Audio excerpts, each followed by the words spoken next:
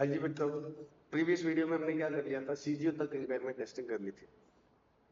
वो तो हमने तुम्हें सीधा सिखा दिया कि इम्पेयरमेंट का प्रैक्टिकल वाला पार्ट सीख लिया हमने। अब इम्पेयरमेंट टेस्टिंग कब करनी होती है? अभी भी हम प्रैक्टिकली करेंगे, थ्योरेटिकल एस्पेक्ट्स को लास्ट में पढ़ेंगे, छोड़ेंगे कुछ भी नहीं। ठीक है, इम्पेयरमेंट टेस्टिंग कब करनी होती है? जब क्या हो, कोई ना कोई क्या हो, इंडिकेशन हो इम्पेयरमेंट का। अब जैसे समर्थ है, अब मान लो कि यहाँ पर मेरे पास कोचिंग में 50 लाख का क्या लगा हुआ है सामान, और इतनी फीस तो हमारे को कब आ जाती है? 1 साल से आ जाती है। तो ये सामान तो 5 साल 10 साल चलेगा, तो क्या होगा? कोई इंडिकेशन नहीं है, बढ़िया चल रही है कोचिंग और सब कुछ ठीक है, तो मैं कोई इम्पेयरमेंट की टेस्टिंग ऐसे मैं फालतू में सोचने लग जाऊँ? आगे आने वाले कैश फ्लो साफ साफ दिख रहे हैं कि 50 लाख तो 1 साल में आ जाएंगे। कैरिंग अमाउंट कितने की है? 50 lakhs की, और 50 lakhs तो कब आ जाएंगे? तो मैं ऐसे बेमतलब का चेंज नहीं करूंगा। लेकिन समझो कि कोविड आ गया और गवर्नमेंट ने क्या बोल दिया कि फेस टू फेस कोचिंग चलेगी नहीं, तो फिर बाकी जो यहाँ पर फर्नीचर पड़ा हुआ है, तो इन पर ये बहुत बड़ा इंडिकेशन है किसका? इम्पेयरमेंट का। तब इम्पेयरमेंट टेस्टिंग करनी है। लेकिन 3 ऐसी एसेट है जिनके ऊपर क्या है, हमेशा ही करनी है। हमेशा ही का मतलब एनुअली। इंडिकेशन हो तो भी करनी है, और नहीं हो तो भी एटलीस्ट एनुअली चेक करना है। और ये तीनों ही क्या है? इंटेंजिबल। एक तो intangible not available for use, दूसरी intangible with indefinite useful life, और तीसरी क्या है? गुडविल। ये दोनों बातें किसमें समझ में आएगी तुम्हें? एस 38 के अंदर। इंडिया 38 किसका है? इंटेंजिबल एसेट्स का। उसमें हम मानते हैं कि कई बार इंटेंजिबल की लाइफ क्या ली जा सकती है? इंडेफिनिट। जैसे मैंने एक गाना गाया, टी सीरीज को पेश किया, तो टी सीरीज के लिए वो गाना क्या हो गया? इंटेंजिबल एसेट हो गया। अब उसकी लाइफ तो इंडेफिनिट है, वो 10 सालों में जो राइट ऑफ करे, तो उस पर वो डेली क्या है, मतलब डेली क्या मतलब हर ईयर एंड पर क्या करेगी? इम्पेयरमेंट टेस्टिंग करेगी। और दूसरा किस पर? जो अभी तक अवेलेबल फॉर यूज नहीं है। तो इनके ऊपर क्यों करना है ये मैं आपको इंटेंजिबल में बताऊंगा। एक बार तो थियरी के लिए लर्न कर लो। हमें किस पर आना है? गुडविल पर। गुडविल कब आती है? बिजनेस कॉम्बिनेशन में। मेरी सेल्फ जनरेटेड गुडविल कभी मेरी बुक में आती नहीं है। गुडविल तभी आती है जब आपने पास्ट में किसी को क्या किया है? एक्वायर। गुडविल कंसोलिडेशन के अंदर ही क्या होगा? कंसोलिडेटेड फाइनेंशियल स्टेटमेंट में क्या होती है?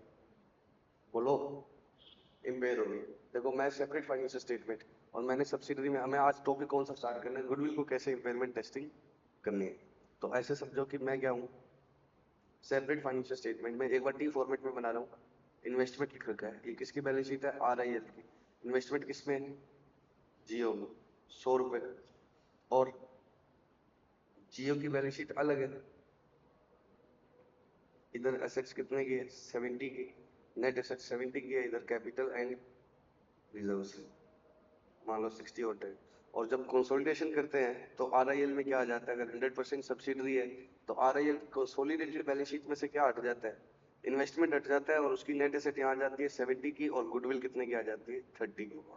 तो यहीं पर ही तो गुडविल आएगी। तो इम्पेयरमेंट टेस्टिंग कब होगी? कंसोलिडेशन के लेवल पर।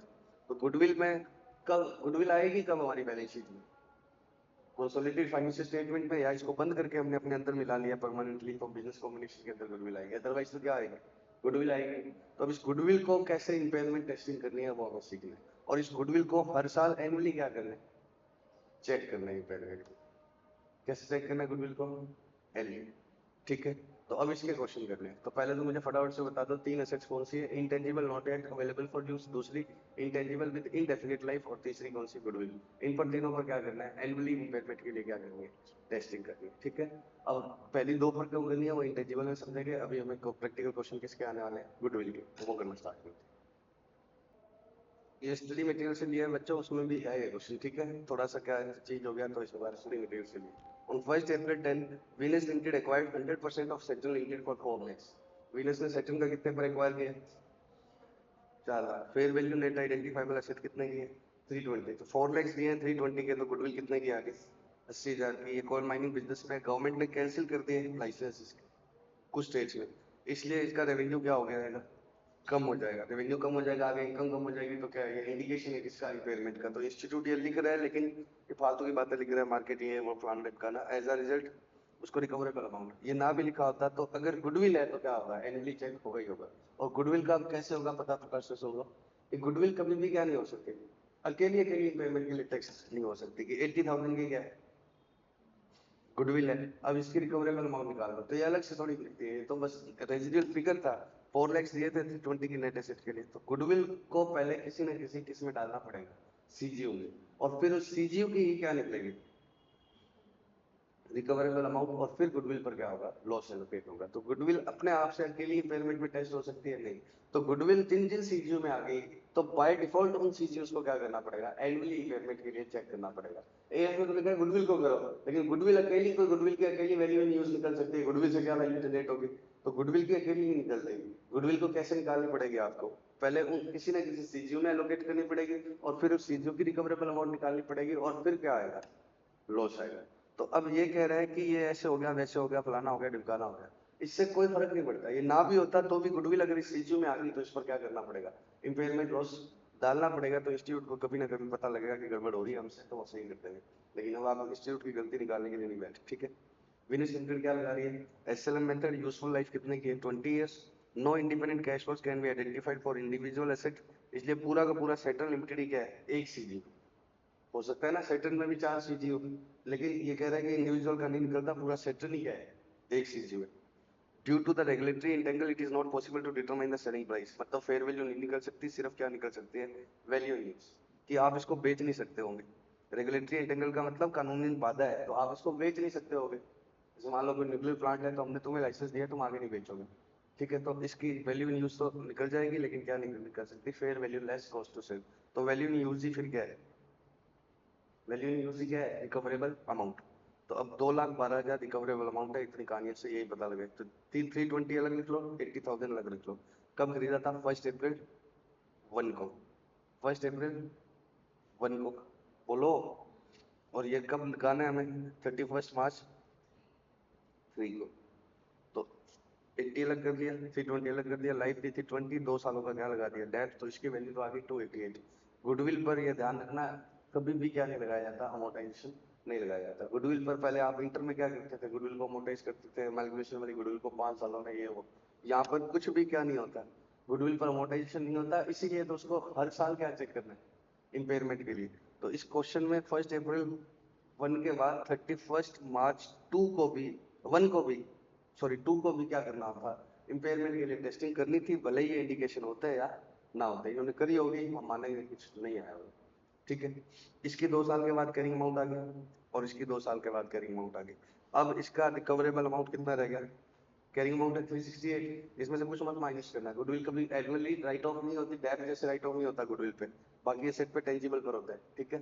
तो इसमें से कुछ माइनस मत करना, ये माइनस कर लेना। कैरिंग अमाउंट आ गई 368, रिकवरेबल अमाउंट कितनी है 212, लॉस कितने का आ गया 156। अब सबसे पहले लॉस किस में से जाएगा, गुडविल में। सबसे पहले किसको मरना होगा, गुडविल।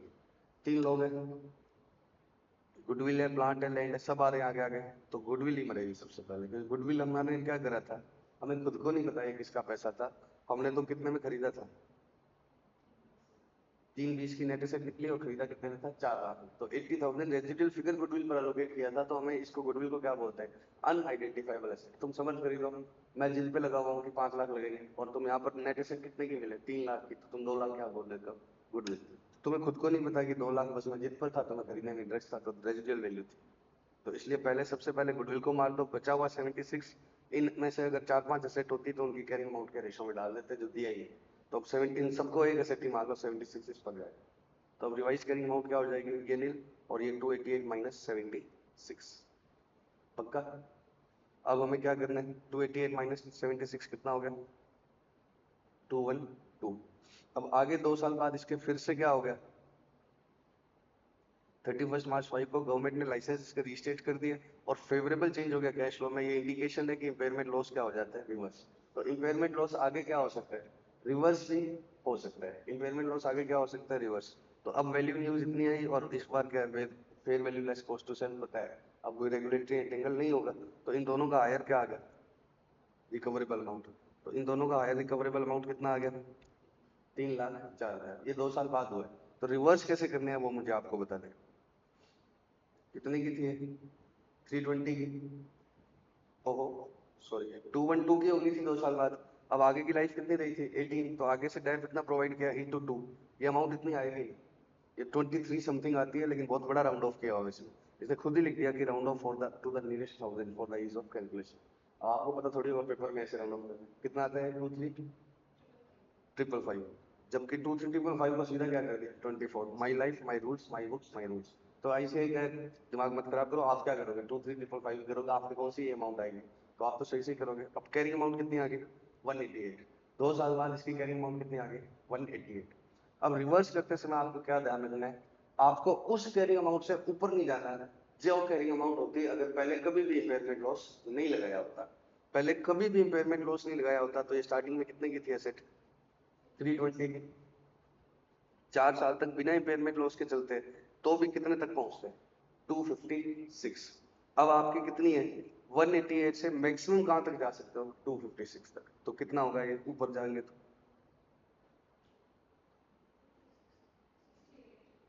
56 और 12 68। तो आपको 68 से ज्यादा रिवर्स नहीं करना। अब रिकवरेबल अमाउंट आ कितने की रही है आपकी, 304। तो मैं इस 188 को कहां तक ले जा सकता हूँ, 304। लेकिन दूसरी हाईएस्ट लिमिट क्या है, 256। पहले बताओ 188 की अब रिकवरेबल अमाउंट कितनी है, 304। तो कितना बन रहा है,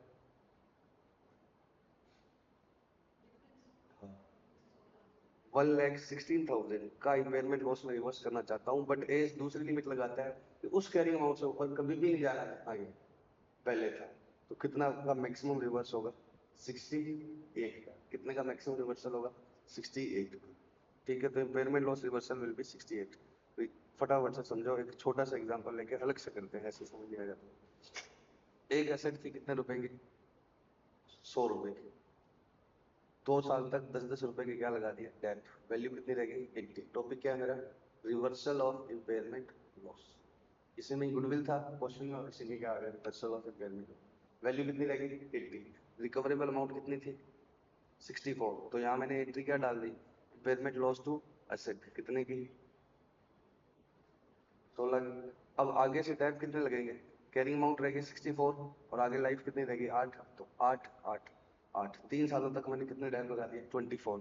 तो रिवाइज कैरिंग अमाउंट कितनी आ गई, 64 माइनस 64 की रहेगी थी ना, माइनस 888 के 3 टाइम्स दैट 3 सालों में। 24 माइनस कर दिया तो कितना आ गया, 40।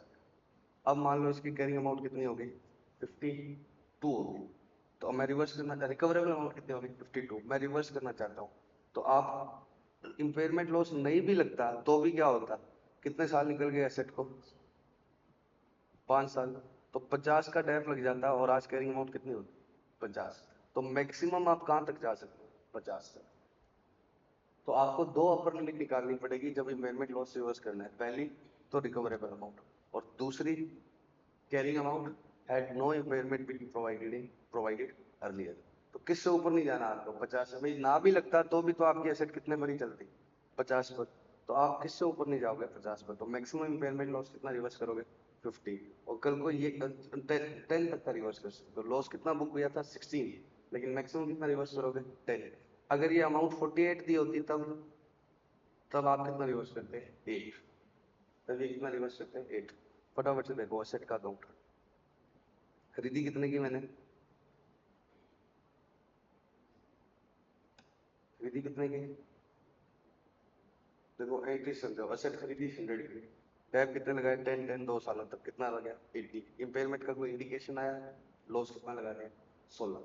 तो कैरिंग अमाउंट, रिकवरेबल अमाउंट कितनी थी इसकी, 64। तो इम्पेयरमेंट का इंडिकेशन आते ही 16 का क्या लगा दिया, लॉस। अब बैलेंस कितना रह गया, 64 सेकेंड ईयर के एंड में। अब आगे से टैब कितना आएगा, 64 डिवाइड बाई लाइफ कितनी रहेगी, 8। तो 8 8 8, 3 ईयर्स तक टैब लगा दिया। कैरिंग अमाउंट कितनी रहेगी, 40। अब मैं कहता हूँ अगर इम्पेयरमेंट लॉस नहीं लगा होता तो क्या होता, ये डैप 10 होता, ये डैप 10 होता, फिर यहाँ तो कैरिंग अमाउंट 80 रहती। ये तो इम्पेयरमेंट लॉस लग गया है। इम्पेयरमेंट लॉस लगने से क्या हुआ, आगे के डैप कम हो गए, कितने कम हो गए, 8 हो गया। नहीं लगता तो डैप कितना होता, 10 10 10। तो नहीं होता लॉस तो भी कैरिंग अमाउंट कितनी होती है, 50। तो लॉस नहीं होता। अब देखो 2-2 रुपए का क्या होने लग गया, इनडायरेक्टली P&L में अपने आप क्रेडिट होने लग गया। ये लॉस जो बुक हुआ है ना 16 का, इससे क्या हुआ, एसेट की कैरिंग अमाउंट कम, कैरिंग अमाउंट कम तो डेप क्या होगा, कम। तो इनडायरेक्टली डेप क्या होने लग गया, कम चार्ज होने लग गया। तो ये 16 रुपए का लॉस अगर तुम नहीं भी डालते तो भी क्या होता, अगर ये नहीं भी होता तो over the period in the form of dep charge हो जाता। अब पहले ही लग गया तो क्या हो गया, आगे के डेप कम हो गए। तो आप जानते हो इस 16 का इम्पैक्ट क्या पड़ा, आगे 2 2 2, 3 बार तो वैसे ही क्या हो गया, रिवर्स खुद ही हो गया है। 3 बार तो 2-2 करके क्या हो गया, डैब कम लगने लग गया। अदरवाइज डैब होता 10, अब कितना लग रहा है 2, तो 2 रुपए की इनकम अपने आप बुक होगी 3 बार तक, तो इसलिए कितना रह गया 10। और यही रेस चाहता है कि 10 रुपए से ऊपर का इम्पेयरमेंट लॉस रिवर्स नहीं करना। वो इनडायरेक्टली कैसे बोलता है, ये 40 इम्पेयरमेंट लॉस नहीं होता तो कितना होता 50, तो मैक्सिमम 50 तक आप जा सकते हैं। तो अब इसको आप ऐसे, ये तो समझाने के लिए हो गया दोनों को। आपको क्या करना है, पहले ये कैरिंग अमाउंट निकाल लें। अब रिकवरेबल अमाउंट कितनी दे रखी है 52, तो आपको मैक्सिमम कितना रिवर्स करना है, 50 तक ही जाना है, तो कितना रिवर्स कर दो 10। कैरिंग रिकवरेबल अमाउंट कितनी दे रखी है 58, तो आप 50 तक जा सकते हो, बट रिकवरेबल अमाउंट ही कितनी है 48। 48 तो कहाँ तक जाओगे आप 8, पहले 58 बोल दिया था 48, ठीक है पक्का। तो आप क्या करो, पहले नॉर्मल चला दो, डेप डेप लगा दिए, उसके बाद में इम्पेयरमेंट लॉस लगा दिया, फिर इम्पेयरमेंट लॉस के बाद रिवाइज डेप लगा के कैरिंग अमाउंट निकाल, और फिर आप क्या निकालोगे, मैक्सिमम सीलिंग रिवर्सल की। मैक्सिमम सीलिंग का मतलब क्या है, एसेट कहाँ तक ले जाई जा सकती है, कहाँ तक ले जाई जा सकती है, carrying amount as if no impairment was provided earlier, वो और रिकवरेबल अमाउंट इन दोनों का जो लोअर आएगा वहां तक आप एसेट ले जा सकते हो। तो आप 52 तक नहीं ले जाओगे, सिर्फ कहाँ तक ले जाओगे 50, और यहाँ 48 है तो कहाँ तक 48। अब अपने इंस्टीट्यूट वाले क्वेश्चन पर आ जाते हैं। तो अगर पहले से कभी भी इम्पेयरमेंट नहीं लगा होता तो एसेट की वैल्यू क्या होता 256, और अब कितने की है 188, तो इससे ऊपर तो जाना ही नहीं है। तो कितना आ रहा है 188 और 256 का गैप है 68, भले ही वो क्या हो गया 3,04,000 हो गया, लेकिन मैक्सिमम कहाँ तक जाना है 256 तक, तो कहाँ तक जाना है 68 तक। सर जो गुडविल का लॉस हुआ था उस पर रिवर्स कर दो, बचा हुआ गुडविल पे कर दो, तो गुडविल का इम्पेयरमेंट लॉस कभी भी वापस क्या नहीं होगा, रिवर्स नहीं होगा, या आपको नोट में लिखना पड़ेगा। इम्पेयरमेंट लॉस जो प्रीवियसली रिकॉग्नाइज किया गया है वो किससे ऊपर ही है, तो सब मैंने आपको समझा दिया, ये लिखना पड़ेगा, ये लिखना पड़ेगा। अब गुडविल का लॉस कभी भी क्या नहीं होगा, रिवर्स नहीं होगा। तो गुडविल खत्म हो चुकी है, तो अब वापस गुडविल लाओगे तो इट विल मतलब it amounts to recognition of self generated goodwill. पहले खत्म थी, अब आई है, तो फिर वापस जनरेट हुई है, ठीक है। तो गुडविल का इम्पेयरमेंट लॉस इसलिए कभी भी क्या नहीं होगा, रिवर्स। तो बताओ गुडविल भी वैसे ही चलेगी जैसे सीक्यू पर अलोकेट कर लो, ठीक है। फिर बस डिफरेंस क्या है कॉर्पोरेट एसेट में और गुडविल में, कैरिंग अमाउंट तो ऐसे निकालोगे पहले अलोकेट करके, लेकिन corporate asset proportionate right of होगी, गुडविल सबसे पहले, गुडविल क्या होगी सबसे पहले, पक्का। अब बच्चों ये क्वेश्चन नंबर 4 कर रहे हैं, गुडविल का भी एक दो और करेंगे, लेकिन पहले रिवर्सल की बात आ गई है तो रिवर्सल वाले पहले रिवर्सल। ए लिमिटेड ने 100 करोड़ की एसेट खरीदी, यूजफुल लाइफ कितनी है 5 इयर्स, रेजिडुअल वैल्यू क्या है नील, ठीक। डेप्रिसिएशन लगा दी है एसएलएम बेसिस पे, ये आगे क्या है 4 सालों के क्या है, कैश फ्लो या डिस्काउंट रेट कितने की है 10%, fair value less cost to sell कितने की 70 करोड़, कैलकुलेट इम्पेयरमेंट लॉस की फैमिली। इन 4 कैश फ्लोज की क्या निकालनी पीवी, रेजिडुअल वैल्यू नील दे रखी है, नहीं तो क्या करेगा वो भी ले लेता, पक्का। तो सर 5 साल की लाइफ है तो कैश फ्लो 4 क्यों है, क्योंकि हम कहाँ पहुंच चुके हैं 1 साल के बाद, तो आगे 4 बचे हुए हैं, और लास्ट ईयर वाली रेजिडुअल वैल्यू होती तो उससे भी लेता, लेकिन वो दी नहीं। तो कैरिंग अमाउंट कितनी है, हाँ sorry fair value less cost to sell कितनी है 70, और ये कितनी है 75.31, तो क्या होगा वैल्यू यूज ये आ गई ना, हायर वाली ले लेंगे, तो रिकवरेबल अमाउंट कितनी है 75.31, और कैरिंग अमाउंट कितनी होगी 100, 5 इयर्स की लाइफ है 20 टैप लग गया 80, 80 को कितना करना है 75.31, तो 80 माइनस 75.31 करोगे तो 4.69 का क्या आ जाएगा लॉस। तो ये क्या बकवास करा रहे, ये तो इसलिए करा रहा। Assuming in the above question, 1 साल बाद क्या हुआ, फ्यूचर कैश फ्लो में कोई चेंज नहीं है, और डिस्काउंट रेट में भी कोई चेंज नहीं है, fair value less cost to sell कितनी होगी 40, अब क्या होगा, इसके लिए करा रहा हूँ, ध्यान से समझना। मान लो आपने यहाँ इम्पेयरमेंट लगाया, एसेट की कैरिंग अमाउंट कितनी थी यहाँ 80, अब एक छोटी सी बात समझना, छोटी सी, रिकवरेबल अमाउंट कैसे आई, fair value less cost to sell थी नहीं, या थी तो वो क्या थी कम, और कैश फ्लो कितने थे, यहाँ नहीं है, यहाँ नहीं है, यहाँ नहीं है, बस चौथे साल कितने 70, तो उसकी पीवी निकालूंगा तो ये मान लो कितनी आ गई 60, कैरिंग अमाउंट कितनी थी 80, कैश फ्लो की पीवी कितनी आ गई 60, fair value less cost to sell है नहीं, और है तो 60 से कम, तो इससे क्या होगा लॉस कितने बुक हो जाएगा 20 का क्या बुक हो जाएगा लॉस, रिवाइज कैरिंग अमाउंट कितनी रह जाएगी एसेट की 60, 80 में से 20 लॉस राइट ऑफ कर दो, फिर 60। अब 1 साल बाद यहाँ पर पहुंचोगे तो क्या होगा, टैप लगेगा और वैल्यू थोड़ी क्या हो जाएगी, कम। ये वैल्यू कम हो जाएगी। अब कैश फ्लो में कोई भी चेंज ना हो तो भी, अब इसकी पीवी निकालूंगा तो क्या होगा, वो थोड़ी सी ज्यादा आ जाएगी, किससे, 60 से। 60 से तो ज्यादा ही आएगी ना। वो मान लो कितनी आ गई, 65 आ गई। 60 से कितनी आ गई, 65 आ गई।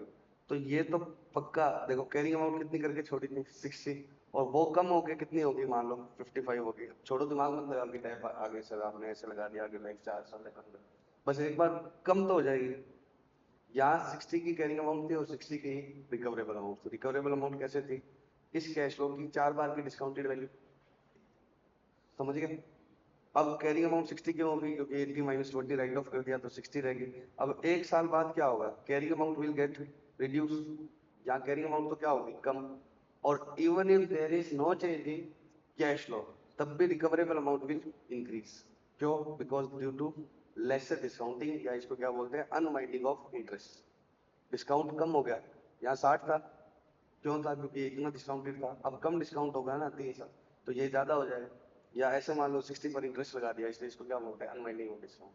तो ऐसे भी लॉस रिवर्स नहीं करना। लॉस तभी रिवर्स करना है जैसे लगाया क्यों था आपने, ये आपको कोई इंडिकेशन था कि जैसे कोविड आ गया था, अब कोविड वाला चला गया और कोचिंग खुल गई है, तब कैश फ्लो बढ़ने चाहिए, तब रिवर्स होगा। कैश फ्लो वही है, बस अनवाइंडिंग ऑफ डिस्काउंट की वजह से लॉस रिवर्स नहीं करना। तो अब ये एग्जांपल देखो हमारा, इसमें लास्ट कैरिंग अमाउंट कितनी करके छोड़ दी हमने, 75.39। अब ये कह रहा है कि कैश फ्लो में कोई चेंज नहीं हुआ है, no change in cash flow. 1 साल बाद फेयर वैल्यू इतनी होगी, how should it will be date. अब बताओ, 1 साल बाद ये वाला कैश फ्लो तो हमें रियलाइज हो गया, अब आगे वाले कैश फ्लो ये रह गए। भाई पहले हमने क्या किया, यहाँ पर पहुंचे थे 1 साल बाद, आगे वाले कैश फ्लो ही 4 थे। अब 1 साल बाद क्या होगा, पहला कैश फ्लो तो रियलाइज हो गया और ये इनमें कोई चेंज नहीं है, तो 30, 20, 40 और 10 की क्या निकाली इसमें, पीवी, वो पक्का क्या आ गई, 67.84। वो ज्यादा हो गई, क्योंकि ये 30 अब की बार कितना डिस्काउंटेड है, एक बार, और इसमें ये 30 कितना डिस्काउंटेड था, ज्यादा। अब आप कहोगे सर ये तो ज्यादा कहाँ हुई है, कम हुई है। नहीं, इसमें से ये वाला कैश फ्लो हट गया ना, इनकी पीवी क्या है, इसमें कम थी और इस अमाउंट में क्या है, ज्यादा। तो ये हो गया कितना, 67.84। ये क्या हो गया, रिकवरेबल अमाउंट, क्योंकि फेयर वैल्यू तो कितने की है, 40 की। तो ये होगी 67.84। कैरिंग अमाउंट कितनी करके छोटी थी पहले, 75.31। 1 साल बाद उस पर क्या लग जाएगा, टैप। 75.31 पर टैप लगेगा तो कितना आएगा ये, 56.84। कैरिंग अमाउंट कैसे आएगी, 75.31 करके छोड़ी है ना पिछली बार, ये समझ। इसको कितने सालों में राइट ऑफ करना है अब आगे, 4 साल। कुल 5 था, एक निकल गया था, आगे कितने रह गए, 4। तो इसका डेप्थ कितना आएगा, 18.33।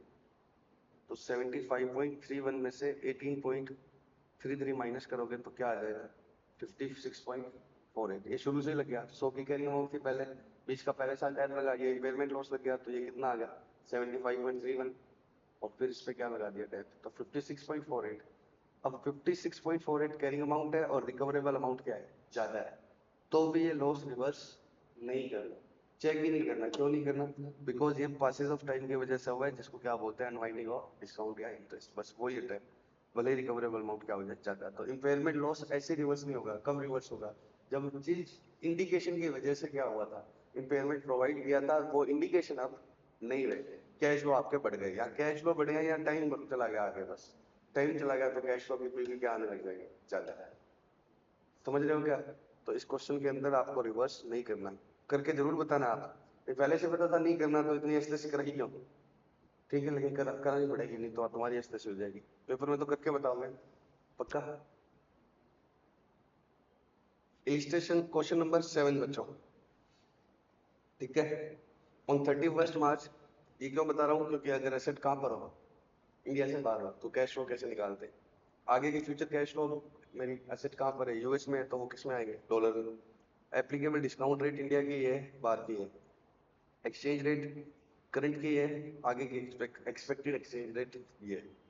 अब आपको एक तरीका तो क्या है, 1 साल बाद वालों को 1 साल की एक्सचेंज रेट से, 2 साल वालों को 2 की, ये किस में बन जाएंगे, आईएनआर में।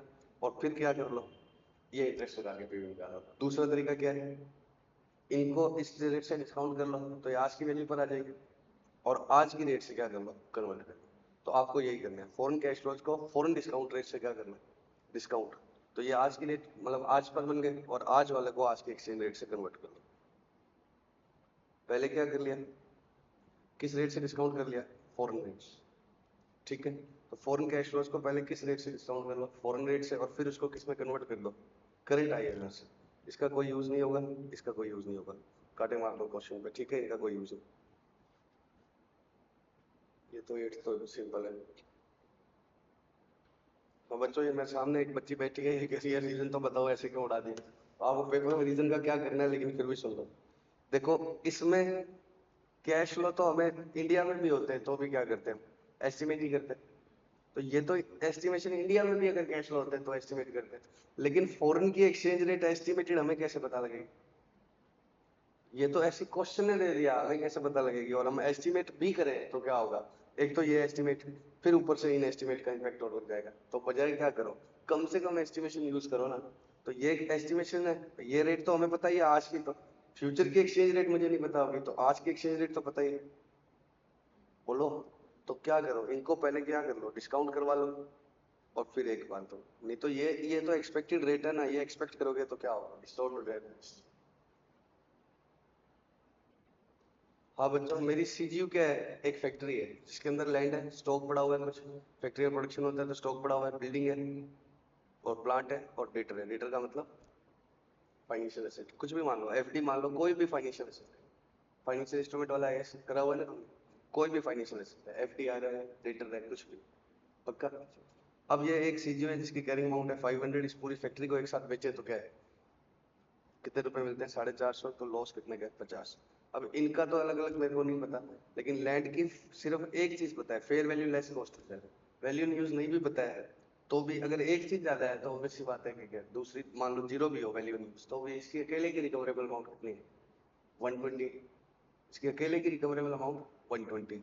तो अब लॉस कितने का आ रहा है, 50 का। अब आप बताओ, लैंड पर लॉस डालना जायज है, नहीं, लैंड बेचारी लॉस के लिए जिम्मेदारी नहीं है। लैंड अकेली बेचो तो भी क्या बिक रही है, ज्यादा पर।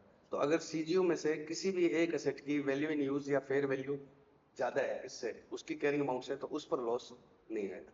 लैंड पर लॉस क्यों नहीं डाला, अभी तक तो हम रेशो में बांट देते थे ना सीजीयू की सभी एसेट्स पर। अब मैं कह रहा हूँ उन एसेट्स पर नहीं जानना जिनकी अकेले अकेले रिकवरेबल अमाउंट ज्यादा है, और रिकवरेबल अमाउंट नहीं पता है, सिर्फ फेयर वैल्यू पता है या वैल्यू यूज पता है, तो भी क्या है, उनमें से कोई भी कंपोनेंट उसकी कैरिंग अमाउंट से ज्यादा है, तो मतलब रिकवरेबल अमाउंट का ज्यादा ही है। क्योंकि दूसरी चीज जीरो भी मान लो तो भी रिकवरेबल अमाउंट तो ही आएगा, तो इसलिए लाइन पे नहीं डालेंगे। अब कौन रह गया, बोलो। बाकी एसेट्स, स्टॉक, डेटर, इन पर नहीं डालना। क्यों नहीं डालना, स्टॉक इन्वेंट्री होता है, वो पहले से क्या होता है, कॉस्ट ऑफ एनआरवी के लोअर पर होता है, तो इस पर ये एएस लगता नहीं है। फाइनेंशियल एसेट्स पर ये एएस नहीं लगता है। तो फाइनेंशियल एसेट क्या होता है, contractual right to receive cash, cash जो भी है, इसमें एफडीआर है, फैक्ट्री की सिक्योरिटी डिपॉजिट के लिए एफडी जमा करा रखी है, तो भी उस पर नहीं लगेगा। तो अब बचे कौन, ये दोनों, तो इन दोनों पर क्या लगाओ, ये रिक्वायरमेंट, ठीक है। थ्योरी में बताऊंगा किन किन पर नहीं लगता, लेकिन एक बार क्या मान लो, स्टॉक और ट्रेडर पर नहीं लगता। लास्ट में जब थ्योरी करते हैं उसमें बताऊंगा कि स्कोप से बात है। स्टॉक पर क्यों नहीं लगता, रीजन को समझ लो, क्योंकि पहले से ही एनआरवी तक आया ही हुआ है। मान लो इसकी कॉस्ट 120 थी, तो इसकी एनआरवी कितनी करेंगे, 100, तो इस पर पहले ही डाल रखा है। सेम ये भी किस पर ही आते हैं, फेयर वैल्यू पर। जरूरी नहीं हमेशा है, लेकिन इनकी अपनी इंपेयरमेंट रिक्वायरमेंट है उन्हें, तो अपनी इंपेयरमेंट रिक्वायरमेंट है, तो ये ऑलरेडी इंपेयर्ड है, मरा हुआ पहले से लॉस उन पर डाल दिया जितना डालना है। तो अब आप बिल्डिंग पर और प्लांट पर ये 50 रुपए का लॉस कैरिंग अमाउंट के रेशो में डाल दें, ठीक है। अब बच्चों क्वेश्चन 11 कर रहे हैं। इलिया limited is a manufacturing company जो मैन्युफैक्चरिंग ऑफ कोल्ड ड्रिंक्स बनाती है, बेवरेजेस बनाती है। इसके बहुत सारे प्लांट है। इसके पास एक मशीन है जो क्या है, बोटिंग के लिए यूज होती है। एक और मशीन है बी जो क्लब की मशीन है। के साथ मशीन ए बेचारी अपनी अकेले अकेला इंडिपेंडेंट आउटपुट जनरेट करती है, लेकिन बी नहीं कर सकती, इसलिए ए के बिना नहीं कर सकती, इसलिए हम इस सारे को क्या मानते हैं, एक सीजू। ये कहानियां लिखी हुई है, तो इसने खुद ही बोल दिया ए और बी मिलाकर क्या है, एक सीजू है। ए अपना कर सकती है लेकिन बी नहीं कर सकती। जैसे समझ लो रेमंड है, थान भी बेचता है और क्या करता है, थान वाले कपड़े भी बेचता है और सिले सिलाई कपड़े भी बेचता है। अब रेमंड कहता है कि थान तो बेचा जा सकता है, लेकिन सिले सिलाई कपड़े वाला जो पार्ट है उसको लिए थान मतलब अनस्टिच क्लॉथ, तो वो उसको कहाँ से लेने पड़ते हैं, रेमंड से। तो वो जो दूसरे वाला पार्ट है वो अपना अब खुद का कैश फ्लो जनरेट नहीं कर सकता, और हम इसको एक सीजू की तरह से देखते हैं। ठीक है, सीजू कैसे बनानी है, क्या बनानी है, लास्ट में चलिए बात कर लेंगे। लेकिन इसने साफ साफ कह दिया, company consider this group of asset as a single CGU. Company खुद ही क्या मान ली इसको, एक सीजू मान ली। ठीक है, अब इसमें इन्वेंट्री है इतने की, गुडविल है इतने की, सब कुछ डाल दिया इसने इस क्वेश्चन के अंदर। गुडविल भी डाल दिया, सीजू वाला भी पार्ट डाल दिया, रिवर्सल भी डाल दिया। मशीन है कितने की परचेज की थी 1 अप्रैल 13 को 10 lakhs की, और रेजिडुअल वैल्यू कितने की 50,000। बी कब परचेज की थी 15 को, 2 साल बाद। कितने की 5 lakhs की, no residual value. Useful life दोनों की कितनी है 10। कंपनी आगे 5 सालों में मशीन ऐसे ये जनरेट करेगी, और इंक्रीमेंटल बोरिंग रेट ये है। 31 मार्च 18 को कुछ ये कर रहा है। ठीक है, इम्पेयरमेंट लॉस कब लगा रहा है 31 मार्च 18 को। ये किसका किसका है, खाली ए का। और ए का ही क्या ले रखा है, प्रोफेशनल वैल्यूअर ने इसकी मार्केट वैल्यू कितनी डाली है, 7 lakhs। वैल्यूएशन फीस कितनी है 1 लाख। इसको डिसमेंटल करा के बेचना पड़ेगा, डिसमेंटलिंग कॉस्ट कितनी है 1.5 लाख। स्पेशल पैकिंग कॉस्ट कितने की लगेगी 25,000। लीगल फीस कितने की लगेगी 75,000। इन्वेंट्री S2 के अकॉर्डिंग वैल्यूड है। रिकवरेबल अमाउंट्स ऑफ CGU की इतनी है। अब आगे क्या हुआ वो रिवर्सल के लिए जरूरी है, तो पहले हम यहाँ तक का समझेंगे, उसके बाद हम रिवर्सल के लिए करेंगे। सबसे पहले क्यों कर रहा हूँ, 5 मिनट रुक जाओ, आपको सारा समझ में आ जाएगा। सबसे पहले ए और बी की कैरिंग अमाउंट निकाल लो, कब की 31 मार्च 18 की। ए कब खरीदी गई थी 13 को, और बी कब खरीदी गई थी 15 को। ए की cost 10 lakh, residual value 50,000। B की कॉस्ट 5 लाख, रेजिडुअल वैल्यू नहीं। फटाफट से देखो, ए की cost 10 lakh, residual value 50,000, life कितनी 10 साल। तो डेप कितना आ गया 10 lakhs माइनस 50,000, लाइफ 10 years, तो कितना हो गया 95। और उसको खरीदे हुए 5 साल हो गए, अप टू 31 मार्च 18। 13 में खरीदी थी, तो डेप कट कटा के उसकी कैरिंग अमाउंट ये रहेगी। ऐसे बी की निकाली है, बी को खरीदे हुए 3 साल है, तो उन दोनों की कैरिंग अमाउंट निकाली है 525 और 350। ये 11th क्लास के बच्चे को डेफिनेशन का क्वेश्चन है, तो देते कर लेगा, आप देख लेना फटाफट। उसके बाद क्या, ए मशीन की क्या निकालने में value in use. In cash flows की क्या निकालेंगे पीवी। अब ये यहाँ दे दिया, ये ना भी देता तो भी क्या होता, आपको रेजिडुअल वैल्यू कंसीडर करनी है। ये 5 साल बाद क्या मिलेगी, रेजिडुअल वैल्यू भी तो मिलेगी। सर आगे 5 साल ही क्यों रह गए, क्योंकि एक की लाइफ तो 10 साल थी, एक की लाइफ 10 साल थी, 5 साल तो मैं आगे आ गया। ए मशीन यहाँ खरीदी थी, हम इम्पेयरमेंट तो यहाँ लगा रहे हैं, 5 साल तो निकल गए हैं, तो आगे कितने कैश फ्लो बच गए 5। अब ये लिख दिया तो याद आ जाएगा, ना लिखे तो क्या है, भूल मत जाना कि एक ही क्या है, लास्ट में क्या मिलने वाली थी रेजिडुअल वैल्यू। इसको ऐसे छुपा दो कि कभी ना दिखे तो भी, ये कभी ना दिखे तो भी क्या करना होगा, लास्ट में लेना होगा 50,000। तो ये ए का क्या कर लिया इसने, लास्ट में दोनों का सेम पीवी निकाल के क्या निकाली वैल्यू यूज। अब ए की क्या निकाली recoverable amount, sorry fair value less cost to sell. तो उसकी फेयर वैल्यू कितनी है 7 lakhs। जिसने वैल्यू करी उसने कितने रुपए ले लिए 1 लाख। अब इस मशीन को बेचेंगे, डिसमेंटलिंग कॉस्ट इतनी लगेगी, फिर पैक करके बेचना पड़ेगा, और लीगल चार्जेस इतना लगेगा। तो इसमें कॉस्ट टू सेल में 1 लाख नहीं आएगा, ध्यान रखना। 7 lakhs में से बाकी माइनस होंगे, लेकिन 1 लाख माइनस नहीं होगा। डिसमेंटलिंग माइनस होगा, पैकेजिंग होगा, फिर क्या होगा लीगल फीस होगा। ये इसकी फेयर वैल्यू थी, ये इसकी क्या है कॉस्ट टू सेल, लेकिन क्या नहीं माइनस होगा वैल्यूअर की फीस। देखो डिसमेंटल करेंगे तो देखो सीधी सी बात सोचो, बेचेंगे तभी लगेगा, नहीं तो नहीं लगेगा। तो मैं अगर मशीन बेचूंगा तभी डिसमेंटलिंग करनी पड़ेगी, हटाना पड़ेगा। डिसमेंटल का मतलब मशीन को हटाना, फिर ही पैक करना पड़ेगा, फिर ही कोई क्या होगा एग्रीमेंट बनेगा, तो लीगल कॉस्ट तभी लगेगी। लेकिन वैल्यूएशन फीस क्यों दी गई है, क्योंकि मेरे को क्या लगाना है इंडेक्स लगाने, और इंडेक्स लगाने के लिए मशीन टेक्निकल है, तो मैंने इस वैल्यू को बुलाया, तू वैल्यू बता। अब मैं बेचूं चाहे ना बेचूं ये तो लग गया। डिसमेंटलिंग कॉस्ट नहीं लगेगी, बेचूंगा तभी लगेगी, लेकिन वैल्यूएशन फीस तो लगेगी ना। आज मैं इसकी वैल्यू निकलवा रहा हूँ, ठीक है।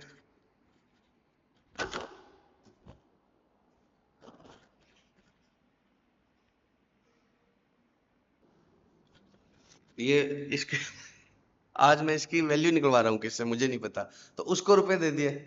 अब इसको बेचने के लिए कोई लीगल एग्रीमेंट बनेगा, तो वो तो तभी लगेगा जब बेचूंगा, अभी लग तो नहीं रहा है। वो तो कॉस्ट टू सेल एस्टिमेट करनी है कि बेचे पे कितना लगेगा। लेकिन वैल्यूएशन फीस क्या है, बेचने का खर्चा है या एस लगाने का खर्चा है।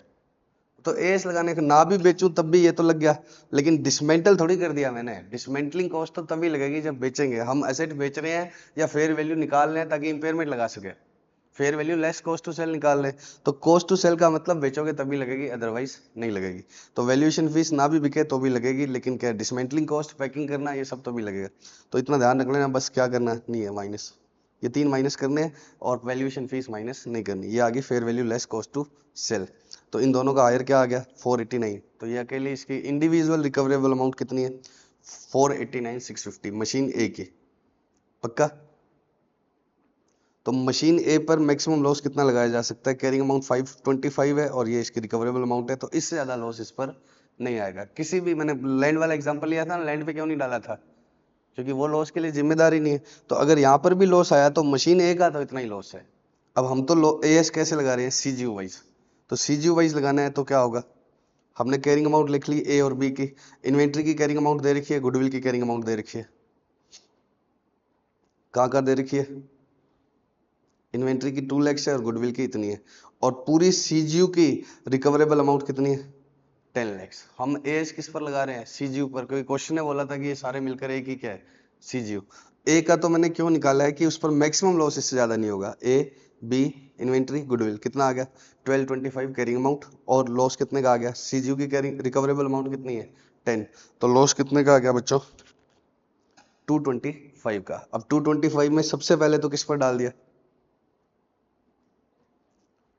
सॉरी गुडविल पे डाल दिया। सबसे पहले तो किस पे डाल दिया, गुडविल पे, इन्वेंट्री पे डालना ही नहीं अभी बताया।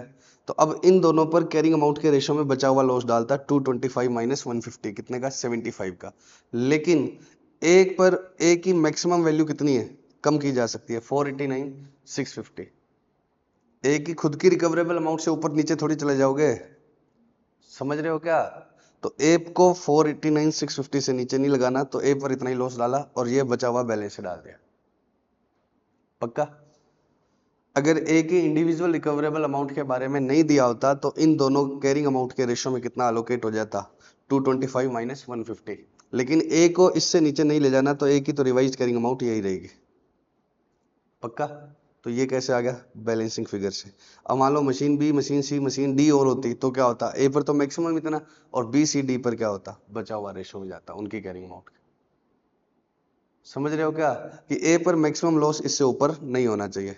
अब मान लो लॉस कितना होता 1,52,000 होता, तब क्या होता 150 तो गुडविल पे चला जाता, फिर 2000 किस पर जाता ए और बी पर रेशो में, फिर क्योंकि ए पर फिर लॉस कम आता। ये क्या है, ए का मैक्सिमम लॉस है, ज्यादा आ जाए तो इतना प्रोवाइड करना है, कम आए तो उतना ही प्रोवाइड करना है। अब ये इनकी वापस से क्या आ गई रिवाइज्ड कैरिंग अमाउंट। पक्का। अब एक साल बाद फिर से रिवर्स हो रहा है, तो पहले एक साल बाद की कैरिंग अमाउंट निकालेंगे, 489,650 होगी ए की। अब ए पर आगे का डेफ कितना लगेगा 489,650 माइनस उसकी क्या थी रेजिडियल वैल्यू तो थी, डिवाइड बाय 5, उसका डेफ इतना लगेगा। बी की क्या है, इतनी रिवाइज्ड कैरिंग अमाउंट आ गई, उसकी रेजिडियल वैल्यू थी नहीं, तो माइनस उस पर इतना डेप आ गया। उसकी लाइफ भी टोटल कितनी थी 10 साल, तो उसको तो खरीदे हुए 3 साल ही हुए, तो अगले साल की बाद की कैरिंग अमाउंट। अब इन्वेंट्री के बारे में कुछ नहीं दिया, इसलिए इसने बाय डिफॉल्ट क्या मान लिया कि इन्वेंट्री की कैरिंग अमाउंट चेंज नहीं होगी। वो लॉजिकल एजम्पशन नहीं है, क्योंकि इन्वेंट्री खरीदी बेची जाएगी, खरीदी बेची जाएगी साल भर में। लेकिन इसने कितनी मान ली 2 लाख, तो ये इनकी क्या आ गई, दोबारा से क्या आ गई, एक साल बाद की, बोलो, वैल्यूज आ गई कैरिंग वैल्यूज। अब एक साल बाद क्या हुआ, एक साल बाद क्या हुआ, इन नेक्स्ट ईयर कंपनी ने फिर से असेस किया और क्या देखा, सीजीयू की कैरिंग अमाउंट 11 लाख है, लॉस क्या करना है रिवर्स करना है। 11 लाख में कैसे है, ए का 4.5 और ए और बी का कंबाइंड 760। ए का अकेले का कितना है 4.5, तो ये ए का अकेले का, ए और बी का कंबाइंड इतना, तो बी का इतना, और इन्वेंट्री का ऐसे इसने 2 लाख लिख लिया। एक साल बाद इन्वेंट्री की वैल्यू तो पक्का पक्का क्या होगी चेंज, लेकिन अब कुछ नहीं दिया है तो ऐसे ही मान लिया। तो ये तो कह रहा है कि ए और बी की मैक्सिमम रिकवरेबल अमाउंट है, इससे ऊपर नहीं जाना। और ये वो कैरिंग अमाउंट है अगर ए और बी पर क्या नहीं होता, पास्ट में कभी भी इंपेयरमेंट लॉस प्रोवाइड नहीं किया होता। ए और बी पर पास्ट में कभी भी इंपेयरमेंट लॉस प्रोवाइड नहीं किया होता तो क्या होता, ये वैल्यू आती। ये कैसे आई है, अब ये तो बीच में हमने इंपेयरमेंट लॉस प्रोवाइड करने के बाद के वैल्यूज निकाली है। अगर इंपेयरमेंट लॉस प्रोवाइड नहीं किया होता तो क्या होता, असेट थी 10 लाख की, ईयरली डेप कितना था 95,000, 5 साल तो पहले ही चले गए थे, एक साल और चला गया, तो 1 लाख में से 95,000, 10 लाख में से 95,000 इंटू 6 माइनस करो,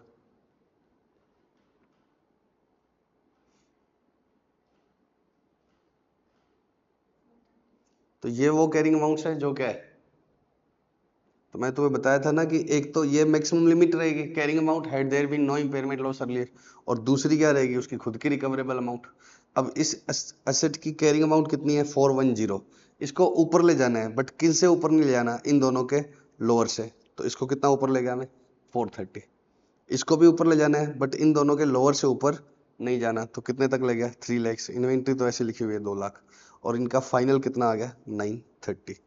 तो मैक्सिमम इंपेयरमेंट लॉस कितना रिवर्स कर सकते हो आप, 410 को कितने तक ले जा सकते हो 430 तक, या इसको ऐसे इसने टोटलिटी में निकाल लिया कि 930 कर दिया हमने किस कैरिंग अमाउंट को 867 को, तो कितना रिवर्स किया है 62266। हालांकि 867 का रिकवरेबल अमाउंट अब कितना हो गया था 11 लाख। टोटल सीजू की रिकवरेबल अमाउंट कितनी हो गई थी 11 लाख। तो ऐसा लग रहा था कि पूरा कितना रिवर्स कर दें, एक साल बाद की वैल्यू को इतना रिवर्स कर दें, बट ऐसे सीधा रिवर्स नहीं होगा। कैसे रिवर्स होगा कि इंडिविजुअल कैरिंग अमाउंट निकालो as if there is no impairment earlier, individual recoverable amount निकालो, फिर उन दोनों का क्या लो लोअर, ये मैक्सिमम सीलिंग आ गई, इससे ऊपर जाना ही नहीं है। फिर ऐसे ही क्या करो इसका निकाला, और इन्वेंट्री 2 लाख है, तो मैक्सिमम कितने तक ही पहुंच सकते हैं हम 930 तक, भले ही 11 लाख क्या हो चुकी है रिकवरेबल अमाउंट। तो 867 को क्या कर दिया 930।